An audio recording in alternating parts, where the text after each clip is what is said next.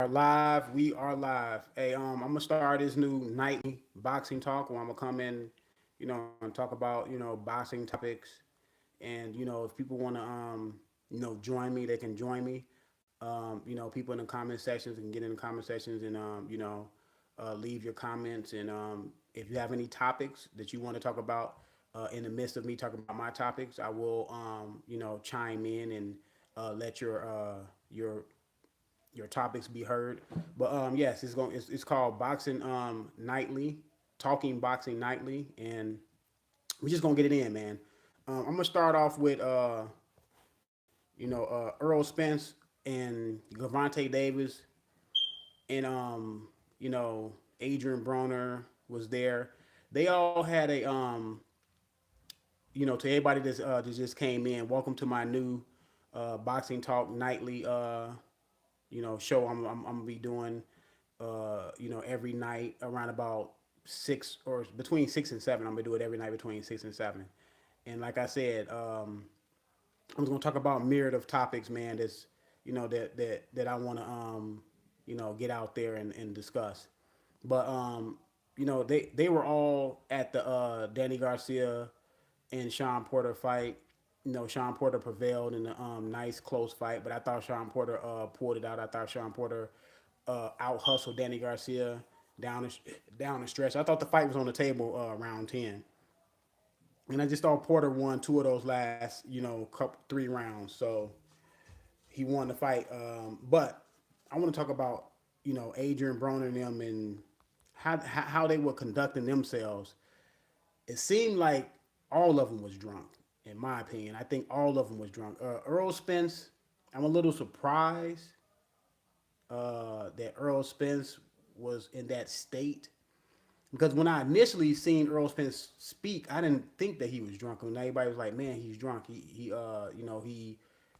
looks like he's drunk." But he didn't look it. But as he kept talking, and I know a person's demeanor changes when they drink, and Earl Spence, as the night started going on and he was doing more interviews, I started noticing like, yeah, I think he is. I think he did have a little bit, to drink and got a little hype. And him hanging with Gavante Davis and Adrian Broner. Look, you can hang out. You can hang out with who you want to hang out with, and you can have fun. It's all right to have fun. You know what I'm saying? They young. They got a lot of money, but your image is everything. And right now, I believe the PBC wants Earl Spence to be their face. At first, it was Adrian Broner. Then Adrian Broner messed up. See, that's what Earl Spence has to learn from what Adrian Broner mistakes. Because Adrian Broner had a good thing going. Adrian Broner got personality.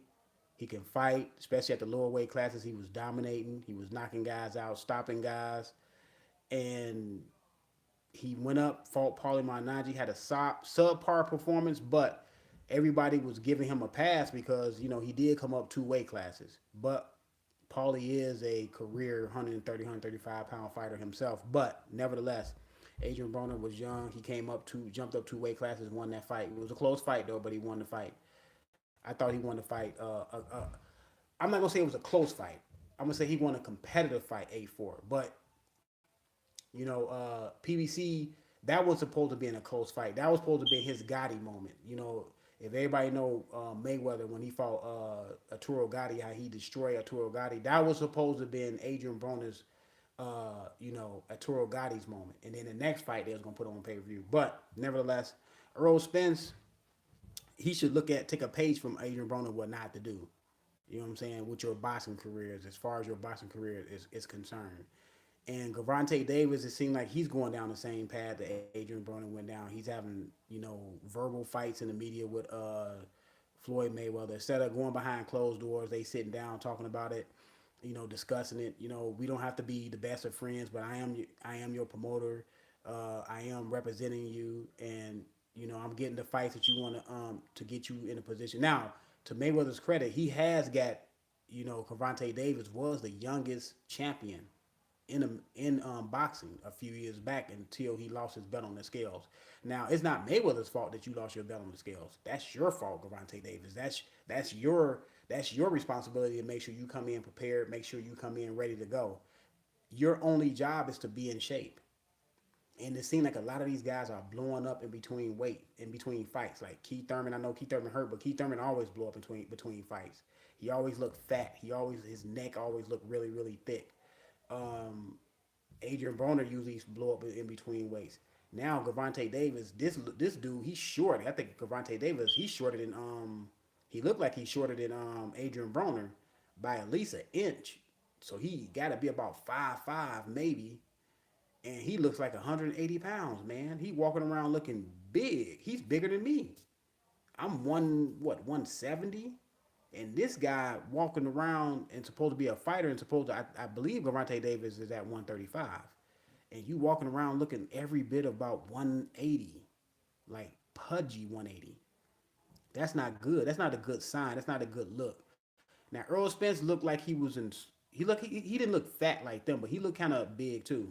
I mean, he said he walked around about 185, 180. I believe him. He looked like about 180, 185. He looked at least 180 pounds, but he's so tall. He's taller than Gervonta Davis, so it doesn't look as like he's out of shape. I don't think he's out of shape, but he has his his walking around weight on, and that to me that can be a danger because Errol Spence is not a young guy, and you know what I'm saying. He's 28 years old, about to be 29. So once you start get to 30, it gets harder and harder for that weight to come off. You have to walk around close to your fighting weight, within 10 pounds of your fighting weight. There's no way you should be walking around 20, 25, 30 pounds over your fighting weight. That's not good. Now you going to camp instead of working on the game plan and working on sharpening up your skills. You using the training camp for weight loss, and that's not what training camp is. It's not for weight loss because if you go in there 10 pounds, above your fighting weight, if you just work out normally within that 8 weeks, you're going to drop that weight gradually, naturally, and then you're going to be strong. If you go in there 20, 25, 30 pounds overweight, now you're working hard, you're overtaxing your body trying to get the weight down. You should not be trying to get the weight down like that. It's not a good look. That's all I got to say. And Earl Spence, he got on the podium and he was talking about, Crawford, because Crawford trainer and Crawford, they made some statements. Mainly, Bomac said that, Earl Spence, I guess he's not making more money than Terrence Crawford. I don't know, man. I don't know what these guys are making. I don't see the paperwork, so I'm not going to even presume that I know what these guys are making. So I can't comment on who's making more and who's not making more. But what I can comment on is when Earl Spence was on that podium and he said that Chris Algieri can beat anybody that Terrence Crawford fought on anybody on Terrence Crawford's resume. Now, I think Chris Algieri, he was a decent fighter. But I distinctly remember when Chris Algieri fought Manny Pacquiao. Chris Algieri at that time was undefeated. When he fought Manny Pacquiao, people was like, who the heck is Chris Algieri and why is Pacquiao fighting this guy? Chris Algieri was a nobody, right? Pacquiao going there and knock him down 6 times. Everybody say, see, I told y'all Chris Algieri was nothing. Fast forward 2 years later or whatever, he fight Earl Spence. Earl Spence stopped him. Now Chris Algieri is a somebody. I don't get it, man. How can Chris Algieri go from what did he do in between the Pacquiao fight and the Earl Spence fight to say that he was a really good fighter? Because before the Pacquiao fight, at least he beat Provodnikov. And I believe he beat Provodnikov. Let me look it up. He beat Provodnikov before Manny Pacquiao. Yeah, at least he beat Provodnikov before he beat Manny Pacquiao. After he beat Manny Pacquiao, he lost to Amir Khan in a pretty good fight. So now he did beat Emmanuel Taylor, who was a decent fighter, but him and Emmanuel Taylor to me is on the same level. It's not like Chris Algieri beat somebody that he wasn't supposed to beat or beat somebody that was pretty good. And I'm trying to figure out how Chris Algieri all of a sudden, because he got beat by Earl Spence, he's somebody that you can point to your resume and say he was a really good fighter. Now, Leonard Bundu is the second person that Earl Spence beat. Now, Earl Spence stopped Leonard Bundu. He also stopped Chris Algieri. Now, I respect the performances that Earl Spence put on because he did put on some good performances when he stopped those guys. But Leonard Bundu was another guy that when Keith Thurman fought him, everybody was like, why is Keith Thurman fighting Leonard Bundu? At the time, Leonard Bundu was undefeated. You know what I'm saying? He came in there. Um, Keith Thurman knocked him down, in the southpaw stance, and then Keith Thurman kind of coasted from there. I would rather Keith Thurman went for the kill and stop the guy, but he didn't stop the guy. But he outclassed Leonard Bundu. You know what I'm saying? The rest of the fight, Leonard Bundu barely even touched him. So then, when fast forward a year later or whatever, when Errol Spence beat him, now all of a sudden Leonard Bundu is somebody that's great on your resume. I don't understand. Look, Chris Algieri and Leonard Bundu are good in their own right, good in their own realm, but they're probably what B class fighters, maybe not even B class fighters, maybe C plus fighters or something like that. Because I'm gonna give Chris Algieri because Chris Algieri did hold a title, right? Chris Algieri did hold a title, so I'm gonna give him a B. But Leonard Bundu, I don't believe Leonard Bundu ever held a major title. Chris Algieri, I'm trying to see that he hold. Yeah, Chris Algieri held the title. So I'm gonna give Chris Algieri a little bit more props than Leonard Bundu. But it's still Chris Algieri did nothing after he lost the Manny Pacquiao fight, which he got knocked down 6 times. He did nothing in that fight. Did nothing after that fight to build himself up. So when he fought Errol Spence, that you can say he's a really good fighter. And when Errol Spence fought him, just came off the Amir Khan loss. So I don't know if Errol Spence was up there just talking, just to be talking, but to say Chris Algieri could definitely beat everybody on Terrence Crawford resume, that's false to me. In my eyes, that's false. Now, can he compete against with some of those guys? Of course, he can compete with some of those guys, but can he beat all those guys that Terrence Crawford had on his resume? I don't think so. But that's what Errol Spence said. So everybody in the boxing world that are Errol Spence supporters, they love it. They love that he said that Terrence Crawford resume was bad. And then he, people always downplaying the fact that Terrence Crawford, you know what I'm saying, was undisputed at 140. Now people will say, well, it wasn't no one there at 140, or he didn't have the names at 140. This is what I can say. The guy was undisputed at 140. He went in there and handled his business. He fought everybody at 140 that was significant. In my eyes, he fought everybody that was significant at 140 at the time. You know what I'm saying? I know a lot of people say, well, Amir Ahman was there, but Amir Ahman was not in his.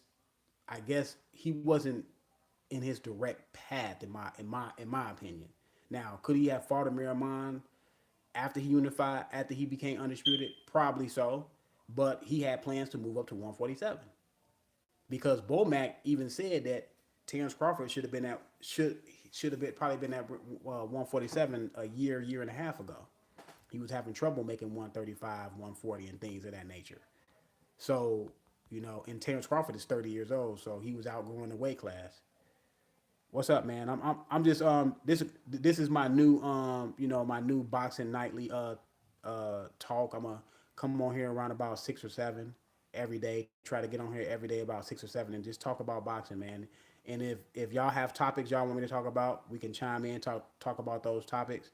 I'm gonna let people join in, just average people that want to come on and just join in and talk some boxing. I'm not gonna do it today, but I'm gonna set that up to where I just let any some of y'all come in and we just we just discuss boxing.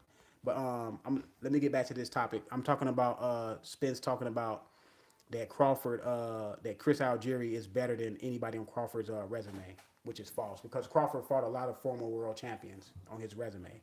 Now, let me go to Terrence Crawford resume. Oh, yeah, let me finish. But Carol Brook is the only real fight that you can look at and say, well, that was a competitive fight that Errol Spence fought. And Errol Spence, yes, he gets a lot of credit for going over there, stopping Carol Brook in Sheffield. He stopped him, broke his other orbital bone. That was a competitive fight for the first 6 rounds, though. I know a lot of people want to sweep that under the rug, but Carol Brook, in my opinion, won 4 out of the first 6 rounds before he got broke down. So, and then Lamont Peterson, that was not a challenge. Then he fought Carlos Ocampos, which I'm not really tripping over. Now, they say he was the mandatory, but it's word that Carlos Ocampos just got put up there to be a mandatory. So, I mean, you never know with these sanctioning bodies on how things go, man. I know it's some corruption going on with how people become number one and all this stuff. Sean Porter, Kenny Porter said that when Sean Porter lost the IBF title to Kell Brook, he dropped out the top 25 of IBF. Now, how can a guy that held a title and defended the title, he at least defended the title. I believe Sean Porter defended that title once against Paulie Malignaggi. I know he defended it once, definitely against Paulie Malignaggi. But how can he drop out of the top 25 and he won the IBF title? I don't get that. So that's why I say it's corruption in boxing, but Carlos and Campos was no challenge for Errol Spence. So yes, to me Errol Spence's resume is thin. I mean, he got Carol Brook on there, but everybody else that's pretty thin. Lamont Peterson passed it, past what he can do. Leonard Bundu, Chris Algieri, like I said, those are C plus, maybe a B fighter. I can say Chris Algieri because he did win a title, but he didn't hold it for a long time. So maybe C plus fighters, and I get Kell Brook. Kell Brook was I say Kell Brook was an A fighter, so or close to it. So I don't understand why Earl Spence was dogging Terrence Crawford resume. Terrence Crawford resume, in my opinion, has more meat on the bones. Now Terrence Crawford did start his boxing career before Earl Spence, but Terrence Crawford is the most accomplished fighter between these two. I mean, if you want to be honest, if you really want to be honest, Terrence Crawford is the more accomplished fighter. The man, despite what you say that the 140-pound fighters wasn't there, the names wasn't there, and then the man, he beat Victor Postal when he was undefeated. He beat Felix Diaz when he had only one loss. Felix Diaz had a controversial fight with Lamont Peterson, which I thought Felix Diaz won that fight. Julius Ndongo, he beat Julius Ndongo. Everybody trying to put Julius Ndongo down, but Julius Ndongo won 2 world titles on foreign soil. He had to go to somebody else's country. He stopped both of those guys, I believe. You know what I'm saying? And who else he beat? Yeah, I mean John Molina is a journeyman. Hank Lundy is a journeyman. Derry Jean, that was a good win. Derry Jean, it only up into that fight, the only person he had lost to was Lamont Peterson. Thomas Delorme, up into that fighting Terrence Crawford, he only had lost once. Yorkis Gamboa, now I understand Yorkis Gamboa was a little bit smaller than Terrence Crawford, but Yorkis Gamboa had skills. He had that fight even in the first 4 rounds, I believe. Ricky Burns, he fought Ricky Burns on foreign soil over there in the UK. Ricky Burns is not all that, you know what I'm saying, but he can handle himself in the ring. So, and then when he went up to welterweight, he fought Jeff Horn and won the WBO title. So Terrence Crawford gets a lot of respect from me. Now Earl Spence also gets a lot of respect to me, but I have to be honest when I break down these two guys' resumes. Yes, I believe out of these, yeah. Gamboa was a real good win. Gamboa, people don't understand. Gamboa won 2 gold medals in the Olympics. He a double gold medalist or something like that. Gamboa was a monster, man. So I can't even say that Kell Brook accomplished more than Gamboa. I got to say Gamboa and Kell Brook is on the same, as far as accomplishments. They on the same plateau. So I don't know what people are saying I don't know what Earl Spence is trying to get to, but no, Chris Algieri could not beat everybody on Terrence Crawford's resume. It's just not going to happen. He's not that type of fighter. He's not shown that to be that type of fighter in his career. So, like I said, put that to bed, man. Terrence Crawford, resume speaks for itself. The man is a borderline Hall of Famer already. In my opinion, Terrence Crawford he got credentials to be a Hall of Famer already. The man he was unified in what 30, 35, and then he was undisputed at 140, and then now he's a WBO champion at 147. He got Hall of Fame credentials already. He has a Hall of Fame. What's his record? 33 and 24. Yeah, Terrence Crawford's a Hall of Famer right now. Terrence Crawford is a fighting Hall of Famer. Now Earl Spence got more to do now. Earl Spence credit, Earl Spence credit. He only been in one weight class, but Earl Spence got a ways to go before he's considered a Hall of Famer. But Terrence Crawford is a Hall of Famer right now, and if anybody want to try to dispute me on that, I could take you to task on that because if you're a 3-time champion, undefeated, undisputed in one of the weight classes, yes, you a Hall of Famer already. He did enough to be in the Hall of Fame already. Because if you want to look at it, by the time Mayweather got to about what? By the time Mayweather got to 147, Mayweather was a 3-time world champion, right? I believe Mayweather was a 3-time world champion, but Mayweather was never undisputed. Now I think he was unified in a couple of those weight classes, and by the time Mayweather made it to 147, made it to welterweight, Mayweather was already a Hall of Famer. And Terrence Crawford is in that same realm. Terrence Crawford is already a Hall of Famer. People may not like that. People may try to dispute that. I was talking to Low Place. Shout out to Low Place, man. Go look at his channel. You know, he got a pretty good channel, man. But we were discussing it, and I told him and I believe Beats was on the phone too, Boston Beats and Rhymes, and EJ was on there, and I told him that already Terrence Crawford is a Hall of Famer. If you go back and look at Terrence Crawford resume, as far as accomplishments, now he doesn't have the gaudy name, the real pop out names. Gamboa is the only real pop out name. But when you look at the accumulation of titles that he accumulated, you know, as he's moved up in weight, he's a Hall of Famer, man. And then his first fight at 147, he captured a title. The man is a Hall of Famer. But I mean, he's still got a lot to do, a lot to accomplish, a lot to go to be considered a great fighter, a great fighter. You know what I'm saying? Terrence Crawford do have great skills. I think he's a borderline great fighter, and he has great skills.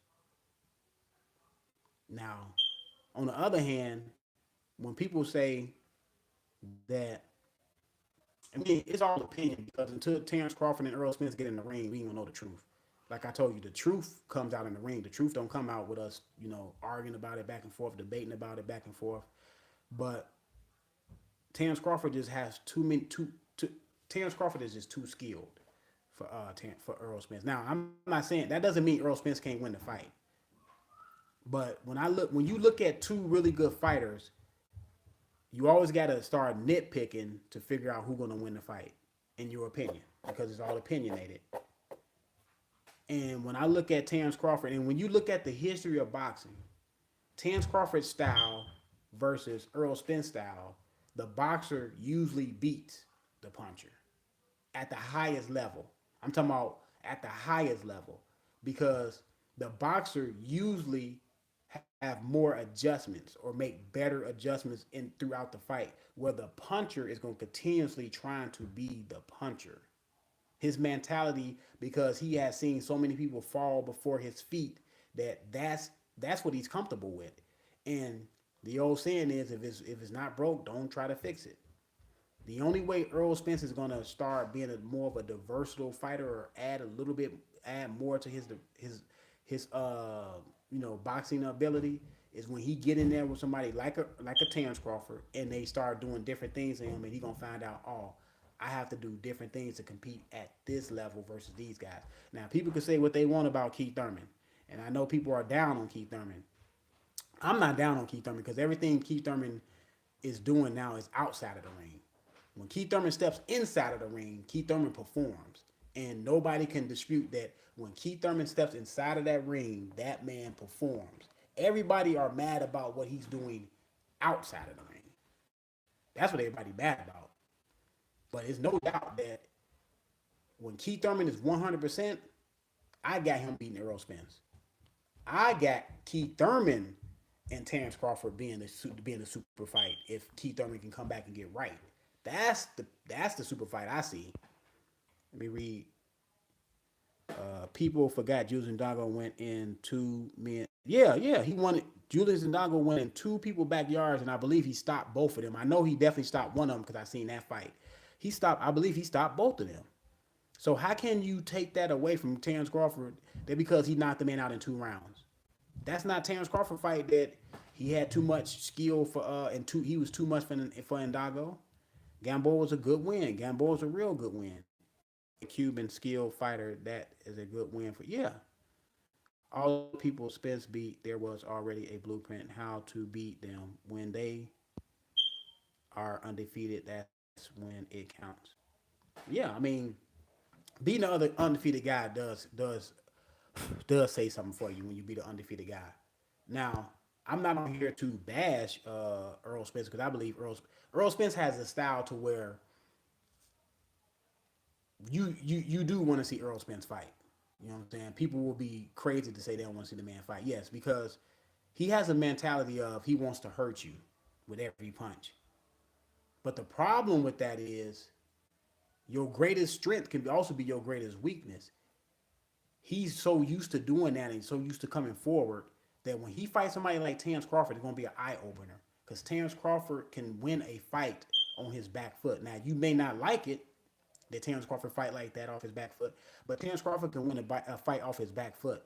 He can win a fight coming forward sometimes in the fight and going back, switching southpaw to orthodox, depending on how the fight is going.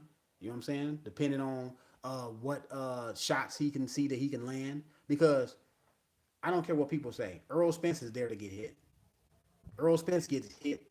He gets hit by lesser fighters. Terrence Crawford gets hit by lesser fighters. They both get hit. But I also seen Terrence Crawford fight different ways when he fight different people. When Terrence Crawford feel like he's fighting a guy that's a little bit stronger than him, you know, kind of tall, like a Victor Posar, like a Delorme, or like a Ndongo, he fights more on the outside and he's more defensive. Now he do let his hands go, but he's more defensive. He uses jab and he goes to a counter puncher. See, this is what I'm talking about. How I'm telling y'all how Terrence Crawford is he's more diversified than Earl Spence. Terrence Crawford has shown me diversity in the ring at the highest level. Now, you know, when people discuss Earl Spence, they keep on talking about how Earl Spence is so much bigger and stronger than Terrence Crawford. Earl Spence is not that much. Now, I would say I would say that I'm gonna give him a slight edge on the strength because he's been at 147 his whole career, and Terrence Crawford is moving up. So I'm gonna give him a slight. I'm not gonna say that he's Hulk like the Incredible Hulk over Terrence Crawford because Terrence Crawford. See, what people don't fail to realize, skinny people are strong. I know a lot of when I was coming up as a teenager, I was skinny, but I was skinny strong. I used to pick up people that was much bigger than me and slam them. So and wrestle with much bigger people. So don't underestimate a person by how they look, and don't look at a guy that got a lot of muscles and say that he's automatically stronger than the guy that doesn't have a lot of muscle. You can't do that. You have to wait until they lock up or wait until they start competing. Then we can figure it out. But I'm gonna give a slight edge to Earl Spence on strength. A slight edge. Now, Earl Spence is what, 5'9"? Terrence Crawford is like 5'8". Terrence Crawford has the same dimensions of Floyd Mayweather. Floyd Mayweather had the same lean, skinny body, but Floyd Mayweather was strong. You never seen Floyd Mayweather get pushed around in the ring. When have you ever seen Floyd Mayweather? Now, he was pushed up against the ropes against Maidana. He went to the ropes to try to play off the ropes. But when have you ever seen Floyd Mayweather get ragged out or handled in the ring? And Floyd Mayweather fought bigger guys his whole second half of his career. He fought bigger guys that were bigger than him. So some guys that was bigger than him, some guys that there was I believe that was stronger than him, and he handled those guys. Terrence Crawford will not. And then people say, well, once he start hitting Terrence Crawford to the body, the fight is going to be over. You think Terrence Crawford is going to be right there for Earl Spence to just hit his body at will? No, that's not what high level fighters do. High level fighters neutralize what you can do very well, and make you do something else. He's going to make Earl Spence have to do something else. Terrence Crawford is going to keep that fight largely in the center of the ring, and Earl Spence is not going to outbox Terrence Crawford. I don't care what nobody say. He's not going to outbox that man. He's just way too versatile, but way too versatile in the center of the ring. What people need to do is I brought this up one day. I said y'all need to go back and look at the Pernell Whitaker versus Julio Cesar Chavez Sr. If you go look at Julio Cesar Chavez Sr. and Pernell Whitaker, you will see the contrast in the guy that like to come forward and the guy that's the boxer and can fight on angles and fight off his back foot. Pernell Whitaker totally neutralized Chavez Sr. body punching. Now, Chavez Sr. was known for a body puncher, a body snatcher, snatch your body, break you down to the body, then break you down to the head and knock you out. He could barely find Pernell Whitaker's body because at the highest level, they can hide their body very well. Terrence Crawford can hide his body. Errol Spence's feet are not all that. He got heavy feet. And I can already see in this fight what's going to happen after the fight is over. People going to say Terrence Crawford was running. That's what people going to say. But Terrence Crawford has to do what he has to do. That's why he's versatile because he's able to win the fight in different ways. That's the whole thing about being versatile. Spence is good, but I don't get the adulation he received. I think Pernell and Crawford really have the much in common. They really have that much in common. Totally different body type. No. What I'm saying is this: the one thing that Terrence Crawford and Pernell Whitaker got in common is they understand distance and they understand angles. Terrence Crawford can be defensively responsible when he wants to. Go look at the Victor Postal fight. Go look at the first Delorme fight in the first 4 or 5 rounds. Go look go look at some of his fights to where when he was fighting on the outside. He can switch up on you. You know what I'm saying? Terrence Crawford can come forward, he can go backwards, he can fight many different ways. What's up, Hypnotype, man? This is my new nightly thing I'm gonna be doing, this boxing thing, man. Hey, Hypnotype, I would like for you to join me sometime on this nightly boxing thing, man. I'm gonna start getting on here between 6 and 7. For about an hour, 6 or 7. Try to get on here. But yeah, I would like to have some good conversation on you, with you. You know what I'm saying? I'm like to have some guests, man. Definitely defensive responsible and Whitaker defensively. Yeah. They are defensively different. Yeah, they're not the same, but the premise is the same. Yeah, join for sure. One. Okay. Yeah, I'm not saying Pernell Whitaker and Terrence Crawford are the same, but their approach is the same to where they can hide their body because they understand distance and they understand angles. And people are banking on that Errol Spence is just bigger and stronger than Terrence Crawford. Like Terrence Crawford has, no chance because he's not that big. Terrence Crawford is bigger than what you think. He's stronger than what you think. And that if that's all people are going off of, if that's all people bank, like when I hear people debate the Terrence Crawford Errol Spence thing with me, they never talk about Errol Spence skills versus Terrence Crawford because they know that Terrence Crawford is the more skilled fighter. So they have to reach for something else. They have to say, well, Errol Spence is bigger and stronger. That's why he's going to win the fight. Just being bigger and stronger is not going to win you the fight. At that level, just being bigger and stronger, it's not going to allow you to just win the fight. You actually have to be able to make an adjustment in the ring. And the fight that I seen Errol Spence when he fought somebody that was good was Kell Brook. Yes, he stopped Kell Brook. So a lot of people were like, "Why are you going to that fight?" Because he stopped Kell Brook. But the first 6 rounds is what I'm going to. Errol Spence never made an adjustment to Kell Brook. What happened was he was able to get to Kell Brook and break Kell Brook down. He didn't make an adjustment. He just was able to break Kell Brook down.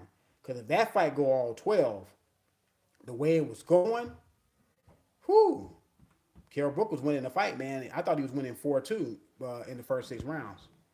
I do not get why Spence has been appointed by so many people as the next great fighter. I don't see it. Spence is pretty good. Crawford is ATG level. Yeah, Crawford. Look, because people they're going to pick the person who they believe is the next big thing, right? Until proven otherwise. And the reason why people are talking about Crawford the way they do, because they know Crawford is that threat to stop that train. Keith Thurman, if he gets in shape and if Keith Thurman gets right, Keith Thurman can stop that Errol Spence train. So people better not get it twisted, man, and leave Keith Thurman out the equation, because Keith Thurman, despite what he's been doing, Keith Thurman, when he get in the ring, like I said, he performs when he gets in the ring. Keith Thurman performs when he gets in the ring. People are mad about what Keith Thurman is doing outside of the ring. And Horn probably has the best chin at 147. Horn has a pretty good chin. I mean, I knew Terrence Crawford was going to stop Jeff Horn. You know what I'm saying? Because I knew that he was going to be open for Crawford to hit him with just about any shot he wanted to hit Horn with. But Horn is a strong fighter. Horn is a strong fighter. I know. I remember before that when the fight got made, people was like, "Well, I want to see how Terrence Crawford deal with a big welterweight. Horn is a big physical welterweight. I want to see how Terrence Crawford deal with him." You see that Horn could not. Case in point, Horn could not get away with the roughhousing that he did with Pacquiao on Terrence Crawford. You know why? He could not really find Terrence Crawford because Terrence Crawford understands the distance and the angles. And then when they did lock up, Terrence Crawford was just as strong as him, or if not stronger than Jeff Horn in the clinches. If you go back and look at that fight and seeing Terrence Crawford in the clinch with Horn, he was pushing Horn around. So that's what I'm trying to say. When people don't look at a person's physique and say, "Oh, he's not strong," no, until you lock up with that person, you don't know how strong that person is. Don't underestimate people. I'll tell you what I see. Crawford is a master in timing someone, but more important, he knows how to make you attack in certain timing when he profits from very elusive. Yeah, he's very elusive. Terrence Crawford can be very defensively when he wants to. But Terrence Crawford sometimes, that dog come out and Terrence Crawford want to fight. And, the brother Fernand, international boxing, you know what I'm saying? He got a pretty good channel. Y'all, I know y'all probably seen his channel. And when he go live, he goes live a lot. But he said that, see, he's banking on the fact that he said Terrence Crawford mentality is to fight. And that if Terrence Crawford fight that way, he going to lose to Errol Spence. But what I'm saying is this. When Terrence Crawford knows that he's fighting a guy that is strong, he knows how strong Errol Spence is. Terrence Crawford is no dummy. He's not going to go in there and try to sit in the pocket and exchange punches with Errol Spence. What he's going to do is he's going to box Errol Spence, get Errol Spence frustrated, and then once the fight gets into the second half of the fight, then you're going to start seeing a little bit more of Terrence Crawford mixing it up and coming forward and going backwards. He's not going to engage that man. If you sit in front of Errol Spence, yes, he can tear you apart. The man is strong. The man is a heart is he's a decent enough puncher to where he can break you down. I'm not saying Errol Spence he's not a concussive puncher, but he's a really good puncher, and he breaks you down to the body. So if you stand in front of him, yes, your body gonna be there. He's gonna attack your body, gonna break you down. Terrence Crawford is not going to be in front of him like that. He's not going to be in front of him like Lamont Peterson was in front of him. And Carol Brook was not directly in front of Errol Spence either. Carol Brook was giving Errol Spence some movement, and Errol Spence really couldn't deal with Carol Brook movement. Carol Brook movement do not move around in the ring better than Terrence Crawford. People keep talking about Gamboa. Spence ain't as fast. No, Spence is not as fast as Gamboa. Crawford transfers from defense to offense very well as well, but never puts the emphasis on it. Yeah, he does. He does. I mean, like I said, I'm not here to tear down Earl Spence, but I just know when Earl Spence say that Chris Algieri can beat anybody on Terrence Crawford resume, that's false, man. That was just like a lot of gibberish. And I like how the reporters in the crowd, they were not going along with Earl Spence when he was like Terrence Crawford. Who did Terrence Crawford beat? People in the crowd was like, well, he became undisputed. He beat Gamboa. He beat Ndago. He beat Victor Postal. You know why they brought them people up? Because Victor Postal was undefeated. Danny Garcia didn't want to fight Victor Postal. And Julius Ndongo was undefeated. Two belts on him. Gamboa was undefeated, two-time gold medalist, very skilled. So that's why they brought them fighters up. And Earl Spence was trying to minimize those fighters. You don't have to minimize those fighters. Look, if you have to tear somebody else down to build yourself up, then that says a lot about it. When you come on, when you come on equals when you come in. And when you time someone perfectly, it really hurts when you come on, even if someone doesn't hit that hard speed. with timing is awesome. Yeah. Speed with timing is powerful. People usually get hurt from the punches that they can't see or the ones that gets on them quick, like what you just said. Yeah, Gene do. Yeah, just what you saying. When punches get up on you real quick and they hit you with precise, quick, sharp punches, it hurts. You don't have to have devastating power to knock somebody out. I think the Horn win is better than the Brook win, considering the circumstances. Now I did pick Brooks to still beat Earl Spence. I thought Brook recovered from the mental aspect of the Triple G fight, which that's what he led us to believe that. But I think mentally he didn't recover from that Triple G fight. I think that Triple G fight, broke him down mentally. And when he was when he got back into that situation, it was familiar to him, and like, I mean, I'm not getting on Kell Brook for quitting in the fight, so I don't think he quit. You know what I'm saying? You got to have a quality of life after boxing, and you can't lose your eye, man. Thurman is done, bro. The hunger is important. Now, I don't know if I can't say that Thurman is done. I think this was strategically done by Thurman. Now, I'm not saying Thurman didn't have an injury. I believe Thurman was injured before the Danny Garcia fight because the way Thurman punches, the way he tries to put everything into all his power into single punches, you can hurt yourself. I believe yes, he went in. He wanted to get his elbow cleaned up. He wanted to get married. He wanted to take time off. I just believe Keith Thurman just wanted time off as well as getting his elbow cleaned up. And this was strategically done by Keith Thurman so he can get some time away from boxing, try to heal up his elbow, and then come back. I don't think for one second that Keith Thurman has not shown me until he get in the ring. He has not shown me that the hunger is gone. Because guess what? If Keith Thurman come out on this tune-up, knock the guy out, you know what I'm saying? People gonna be like, oh, he's back. You know what I'm saying? But to me, he's never been gone. You know what I'm saying? So until the man get in the ring and we see how he perform and we see, because body language is everything. What people say out their mouth can be one thing, but I'm gonna go by people's actions. Keith Thurman, from what I can see, as long as he get in the ring, he performs in the ring. Now y'all can say what y'all want to say about Keith Thurman outside of the ring, but you can't say that man don't perform when he get in the ring. And to me, I can't say he's done. Personally, I have Spence as a slight favorite over Thurman because Keith doesn't take it to the body well, but it's not some cakewalk for Spence like the media. Oh yeah, it's not the cakewalk. And the narrative about Keith Thurman not being able to take a body shot well, my thing is this. Yes, Keith Thurman has been caught with Collazo, caught him with a good body shot. Porter caught him with a good body shot. I believe Garcia caught him with a decent one. But I'm gonna say this.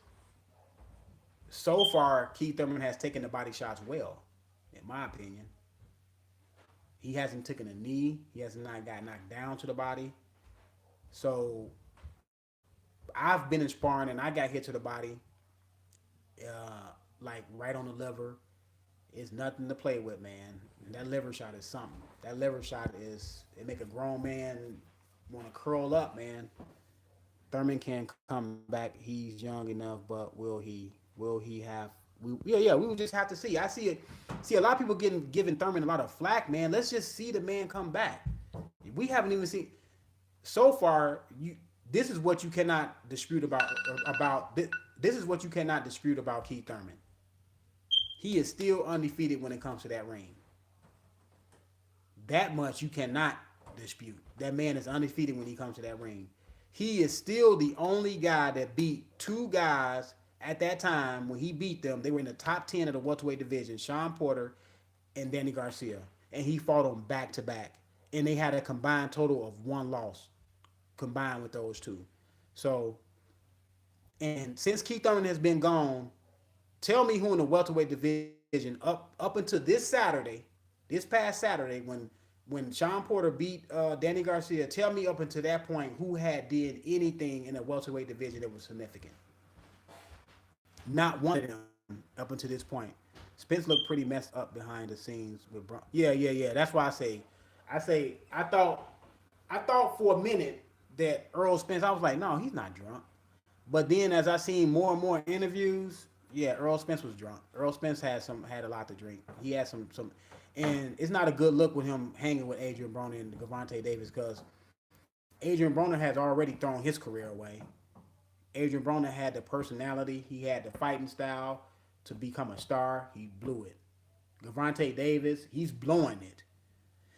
Because I said I like Gervonta Davis when I first seen a couple of his fights, but when he lost his bet on the scales, I said I'm out on Gervonta Davis. I'm done with Gervonta Davis until Gervonta Davis show me that he's more dedicated and won't lose his bet on the scales. Because when a fighter loses his belt on the scales, that's alarming. And y'all remember Adrian Broner lost his belt on the scales. Before Adrian Broner went sideways, the writing was on the wall. It was the proof was in the pudding when he lost his belt on the scales. So I know Earl Spence want to have fun, but I think he has to. I think when he gets around them, man, I think those guys do heavily influence Earl Spence. Spence looked pretty. Yeah, I'm my fault. I'm saying all these guys drinking and out of shape. Yeah, yeah, yeah. Especially Tank. Tank Davis looked like he was about 180 pounds, man. Like I said, you cannot as a fighter. You should only walk around as a fighter no more than 10 pounds over your fighting weight. Now, you can say what you want to say about Floyd Mayweather, but that man was always in shape. That man always stayed ready. You stayed ready so you won't have to get ready. Because you never know when an opportunity is right there for you.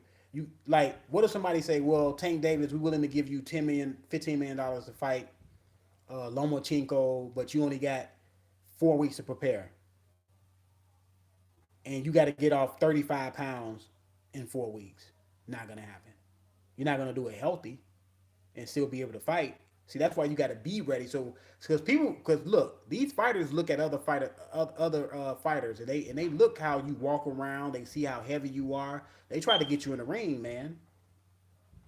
Like Bomac said on when he was talking to on Black Fight Fan channel with him in '78, he was talking on there. He said that he heard that Earl Spence walking around at 185, 190. But and to me that's not impossible because I heard Earl Spence do an interview and he clearly said I am a big welterweight. I walk around at 180 pounds. He said it out of his own mouth. People trying to deny that he doesn't walk around that heavy, but the man said he walks around at 180. Now you walk around at 180 and you trying to get down to 147. Eventually, your body taxes you. You have to pay the piper. Your body wants you to pay it back because you cannot keep on doing that to your body. You can't be walking around 25 pounds over your fighting weight and keep on getting away with that. So, like I said, Bomac said that y'all think that him walking around like that and he's ready to fight a fighter like Terrence Crawford and Terrence Crawford walk around on weight. Like, Terrence Crawford, you never see Terrence Crawford blown up like that. I don't never see Terrence Crawford blown up like that. Broner was S face and kind of backstage lean. Oh yeah.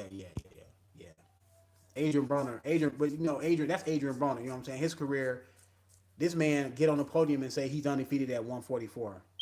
Come on, man. That's not even a division, man. That's a that's a that's a catch weight. And then I don't know. Did him and Davis was less fed up than Mark? Oh yeah. Well, Gervonta Davis fighting with Floyd Mayweather in public. Now Gervonta Davis say that he got 3 more years left on his Floyd Mayweather contract, so he not gonna finna get out that contract because for one he can't afford to buy himself out. For two, he not gonna fight a promoter that's gonna buy him out of that. Maybe Eddie Hearn may buy him out, but Floyd gonna ask for a lot of money. Broner, he said many times he sip lean. Yeah, he probably do. Spence should stay far. Yeah, he should stay far away from those guys because Earl Spence, his fighting career is still relevant. I mean, Gervonta Davis is relevant, but Gervonta Davis is not. He's not. He doesn't have the profile like Earl Spence. Everybody looking for Earl Spence to be the next big thing. The media is practically giving it to him. The boxing fans are practically giving it to him. So he has a lot to lose, and he got to stay focused. Earl Spence, you better stay focused, man. He better get away from that nonsense, man. Because the company you hang around is indicative of your character. Because his character doesn't seem like he hang around Gervonta Davis and them like that. Well, he should. Check out the Radio Raheem interview backstage with the three of them. Oh yeah, yeah, I seen it. I seen it, man. Carol Brook versus Terrence Crawford should happen after the Benavides fight. Then we'll give all the answers. Or Thurman versus Crawford, since Thurman has such a big mouth. Um, Terrence versus Crawford. I mean Terrence versus Carol Brook. Okay, I mean I won't mind seeing that fight. Uh, am I clamoring for Terrence versus Carol Brook? I'm not clamoring for it, but I would like to see it.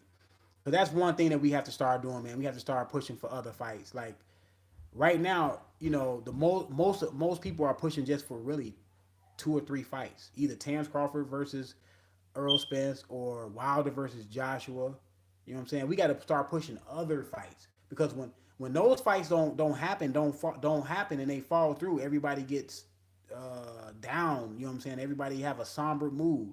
See, we have to start pushing these other fights. Like I know people are not excited about Triple G and Canelo, but that's a significant fight for the 160 pound division. You know what I'm saying? I got Triple G winning this fight. Let's parlay to that fight because I don't have that long to be on here. I got to get up off of here, but I got Triple G winning the Canelo fight. What y'all think about Triple G and Canelo?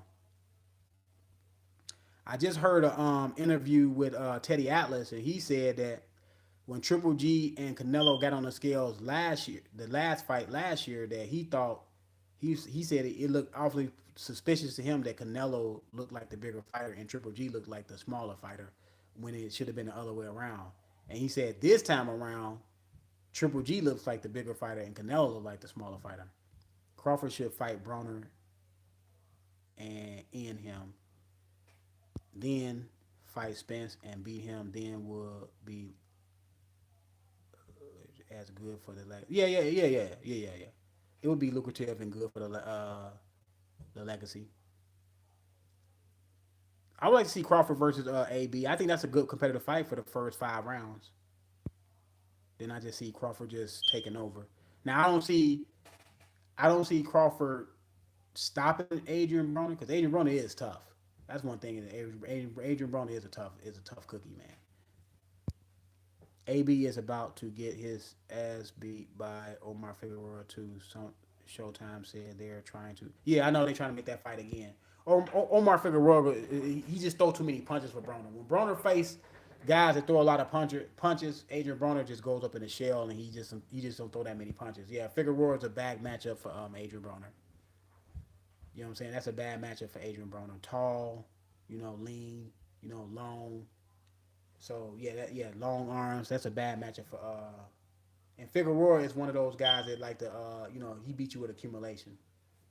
You seen how he beat up Robert Guerrero. But who y'all got, Canelo or Triple G? Before I get out of here, and I'll be back tomorrow between 6 and 7. I'm gonna try to do this. Nightly boxing talk every night. And I'm gonna have people come on here. You got Triple G. That's a good. I got Triple G possibly by stoppage, man. Canelo is looking awfully small. He looking awfully lean. So I don't know what's going on with that, but I guess he want to come in and be a little bit more, have a little bit more energy, stamina. I guess that's for stamina reasons, trying to get a little lean. But Triple G's got to go to his body. I don't like Gervonta Davis. I feel like he's too much focused on drama, always beefing, always a big mouth. He is so talented though. He do not do enough to talk. Yeah, Gervonta Davis has not done enough to be out here talking about what he gonna do this and that. He don't even want to fight Lomachenko, man. Triple G by knockout. I think his team knows that he. Yeah, I think Triple G. I think he knows that he got to knock this man out now. Like you got to really knock him out and really just beat on him.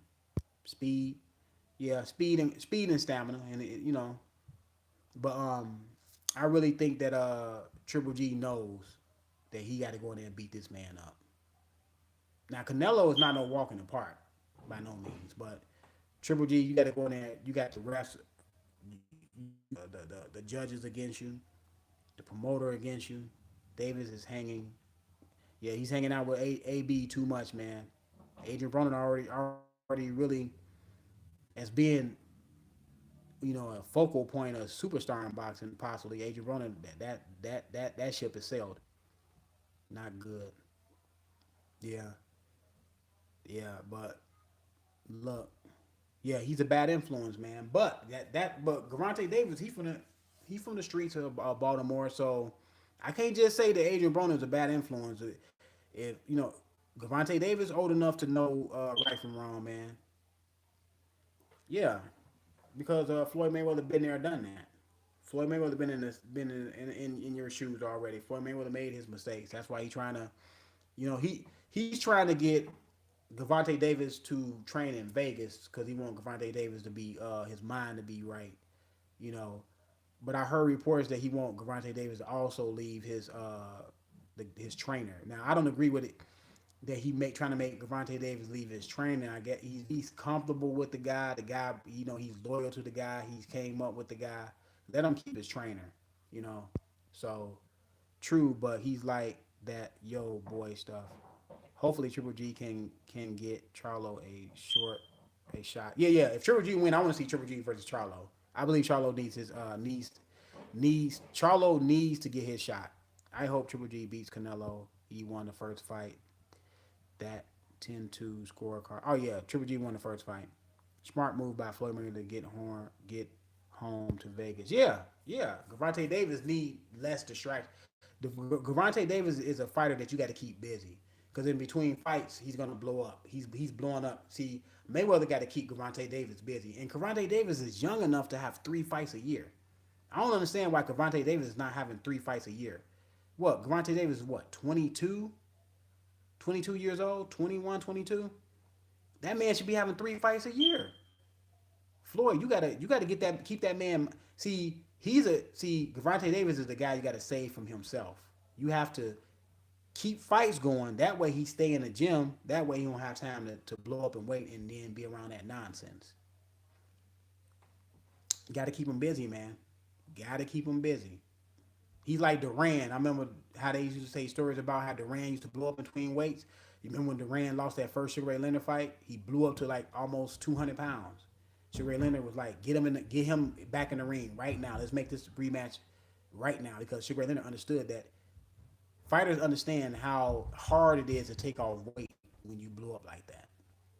Now your training camp is not about working on the game plan, working on sharpening your skills. Your training camp becomes a weight Jenny Craig. Now you got to lose weight, and that's just a waste of time in training camp. You losing weight.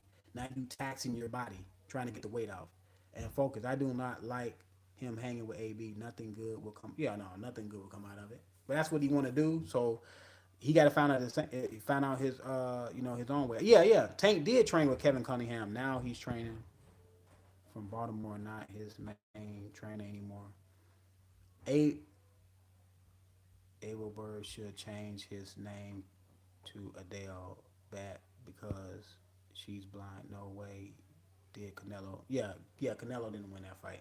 But I'm gonna get out of here, y'all, man. I'm gonna be back tomorrow between 6 and 7. I'm gonna try to do this every night between 6 and 7.